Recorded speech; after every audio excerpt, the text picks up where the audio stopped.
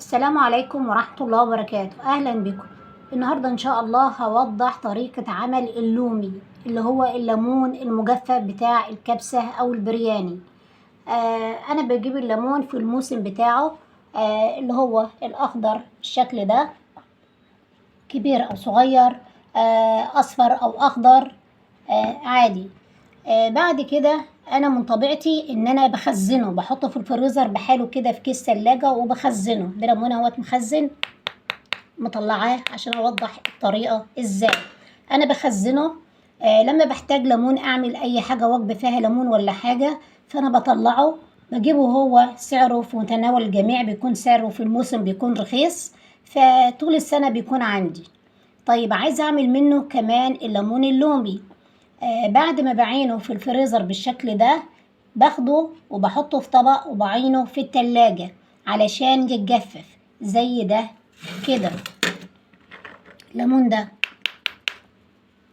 هو كان اصله الليمون اللي هو الاخضر، وبعدين حطيته في التلاجة في الفريزر، في الفريزر مش في التلاجة، مجمد اهوت. بعد كده طلعته حطيته في طبق وحطيته في التلاجة، بيقعد شوية كده اسبوع ولا حاجة، فبيلين وبيجف، فبيكون بالشكل ده، لان وجف خفيف خالص، بيلين وبيجف. بعد كده بقوم حطاه اللي هو اللومي اللي هو بالشكل ده، بحطه في قلب الفرن بتاع البوتاجاز اللي هو يتحمص وياخد لون. طبعا انا بحمصه وبياخد اللون ده. اللون بقى ده على حسب الرغبة. يعني انا الليمون اللي بيتباع في السوق ما بيعجبنيش، لانه بيبقى متفحم، مفحمينه على الاخر. لكن ده الليمون اهوت اللومي بستعمله ناشف وكويس ونضيف. في ناس بتاخده الليمون وبتحطه في الشمس، انا بحبش طريقة الشمس ديت خالص، لا ذبابة او ناموسة او اي حاجة طايرة تعمل حمام وهي ماشية على الليمون كده. لازما الاهتمام بالنظافة يا جماعة.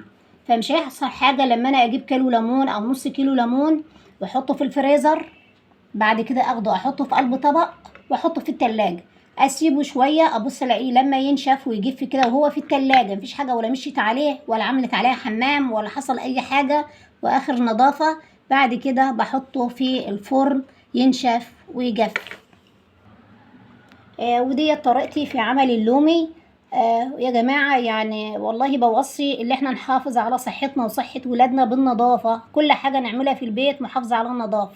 وكده أكون انتهيت، والسلام عليكم ورحمة الله وبركاته.